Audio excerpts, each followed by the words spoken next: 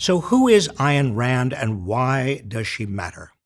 Ayn Rand, best known for two highly popular novels, still widely read today, The Fountainhead, published in 1943, and Atlas Shrugged in 1957, didn't believe there was a common good.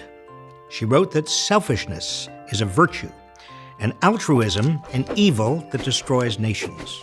Yes, and Ayn Rand is absolutely right. There is no such thing as a common good, because there is no such thing as a common mind. Individuals have different values. Sure, most people would probably agree that something like education is good, or something like clean water is good. But even when discussing these issues in a political context, you'll quickly see that people suddenly have conflicting values. Education is good. Okay, let's socialize it. Now, let's argue until the end of fucking time about whether or not evolution should be taught in schools, whether or not physical education should be a requirement, sex education versus abstinence-only education, what's the appropriate compensation for a teacher, should we raise taxes to build a new computer lab or a new football field, is it right that a college basketball coach gets paid 10 times as much as a professor, should schools embrace Common Core, and so on and so on. Again, education is good, but everyone is going to have a different idea of what a proper education should look like. Or how about clean water? Nobody wants to drink contaminated water or bathe in raw sewage. So most, if not all people would agree that access to clean water is good. Except if you want to produce clean water by pumping and desalinating ocean water, then suddenly you run into protests from hippies and environmentalists who think that drought-vulnerable Californians should take a back seat to fish. Now that's fucked up. Or how about the fact that many people take issue with greedy corporations like Nestle bottling and distributing clean water? And I'm sure we're all well aware of the ongoing nightmare in Flint, Michigan. Bottom line, there is no such thing as a common good. As for selfishness, Robert, you're casually leaving out the fact that Ayn Rand was also a champion of reason. Hence the concept, rational self-interest. And because we're not gonna go up to heaven and play grab-ass with our dead relatives when we die, it's important to live the best life possible while you're still conscious. Altruism holds that self-sacrifice for the sake of others isn't ideal. Why would anyone want to spend their time sacrificing, living a miserable life, so that others can be happy? What a waste. Also, why is it okay for others to be happy, but not me? And yes, altruism does in fact destroy nations. Every oppressive, despotic society has relied on the masses being told to sacrifice for some greater good. Whether that good be God, the race, the country, the proletariat, or whatever. Whereas the greatest country in history, America, fuck yeah, was founded on the idea that your life belongs to you. When Rand offered these ideas, they seemed quaint, if not far-fetched. Anyone who lived through the prior half-century witnessed our interdependence through depression and war. And Ayn Rand lived in Russia and witnessed the rise of communism, where people were being slaughtered and oppressed in the name of the common good. But I'm sure after going hard on Ayn Rand, that Robert Reich will make a video criticizing the flaws of Karl Marx. No, of course not. And after the war, we used our seemingly boundless prosperity to finance all sorts of public goods, schools and universities, a national highway system, and health care for the aged and poor. We rebuilt war-torn Europe. We sought to guarantee the civil rights and voting rights of African Americans. We opened doors of opportunity to women.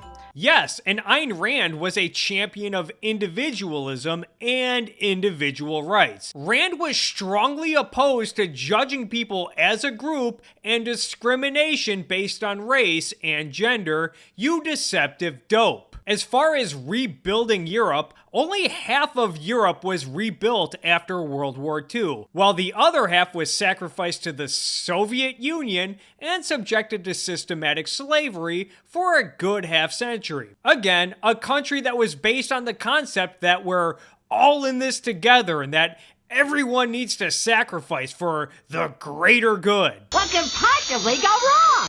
Of course there was a common good. We were living it. But then, starting in the late 1970s, Rand's views gained ground. She became the intellectual godmother of modern-day American conservatism. Godmother of conservatism? Well, if that's true, I'm sure that Ayn Rand and other leading objectivists would have positive, glowing things to say about some of the Republican presidents dating back to the 1970s. What do I think of President Reagan? The best answer to give would be, but I don't think of him. And the more I see, the less I think. I did not vote for him, nor for anyone else, and events seem to justify me. The appalling disgrace of his administration is his connection with the so-called moral majority and sundry other TV religionists. In an unusual move, I am going to come out for political action. For the first time, I am urging you to vote in November.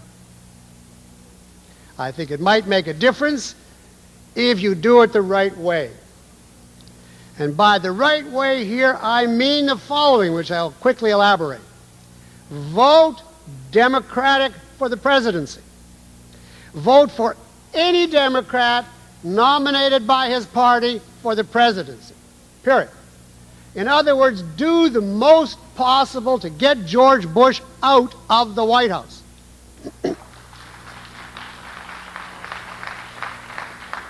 The record of George Bush is truly disgraceful. It is filled with evasions, flip-flops, compromises, and outright surrenders to evil, foreign and domestic. I'll tell you now, and I know a lot of objectivists are going to hate me for this. I voted for Kerry in 2004. And I'm proud that I voted for Kerry in 2004, because I take this stuff seriously. And for George Bush to send American troops, and I know Kerry would have done the same thing, but somebody had to penalize Bush. For George Bush to send American troops into battle with their arms tied behind their backs, with blindfolds on, to be killed and slaughtered, is treason. All right, so my concern is that so many of you have been enamored, have been bought in to Trump, have been bought in to his agenda. Some of you have accepted it because you reject Clinton even more, but many of you bought into it, that you're not critical about what he really stands for, and that so many people in this country have voted, 56, 57 million people have voted for this creature, right? This creature, this vulgar creature. That's what Donald Trump is. The way he talks about women, anybody else would have talked about women, we would have dismissed him. It's the fact that, you know, that he can talk this way and get away with it, which appeals to so many people. Ooh, he's bad, he's shattering constraints, he is unconstrained. Exactly a characteristic of an authoritarian. Again, let me be very clear. I do not believe that Donald Trump will be a dictator. I do not believe that Donald Trump is going to be an authoritarian. Whether he wants to be or not, different question. I believe the system is still such that we are protected from dictatorship and authoritarianism. But has the electorate signaled, indicated the willingness to accept a dictator, a willingness to accept an authoritarian? Yes. Trump is no hero. Trump is a villain, the villain of our time. And yes, many American politicians claim to be inspired by Ayn Rand, but often abandon her principles in practice or are compromised by conflicting values, usually religion or some form of pragmatism. Even Rand student Alan Greenspan, who had essays published in Rand books, eventually became a government crony himself when he chaired the Federal Reserve. Do you feel that your ideology push you to make decisions that you wish you had not made? Well, remember that what an ideology is is a conceptual framework with the way people deal with reality. Everyone has one. You have to exist, you need an ideology. The question is whether it is accurate or not. And what I'm saying to you is, yes, I found a flaw. I don't know how significant or permanent it is, but I've been very distressed by that fact. May I just finish an answer to the question previously? You found a flaw in the reality. Flaw in the model that I perceived is the critical functioning structure that defines how the world works, so to speak. In other words, you found that your view of the world, your ideology, was not right. It was not working. Precisely. No, that's precisely the reason I was shocked, because I've been going for 40 years or more with very considerable evidence that it was working exceptionally well. Well, Alan Greenspan's ideology, whatever the hell it was, certainly was anything but free market capitalism, considering that the housing bubble and the 2008 financial crisis were created by government, including the agency that Greenspan led, on top of the fact that finance has been heavily regulated since 1914. This utter selfishness, this contempt for the public, this win at any cost mentality is eroding American life. Without adherence to a set of common notions about right and wrong, we're living in a jungle where only the strongest, cleverest, and most unscrupulous get ahead. No concept of right or wrong, unscrupulous? Ayn Rand wrote at length explaining her philosophy of objectivism, part of which deals with the school of ethics. Rand does believe in a right and wrong, and does not advocate that people act unscrupulously. By the way, notice how Reich has not quoted anything from Ayn Rand? Not one quote. He has not attacked any specific idea that Rand proposed. It's almost as if he's afraid or unable to. All Reich has is an emotional appeal to collectivism by preaching about my common good, man.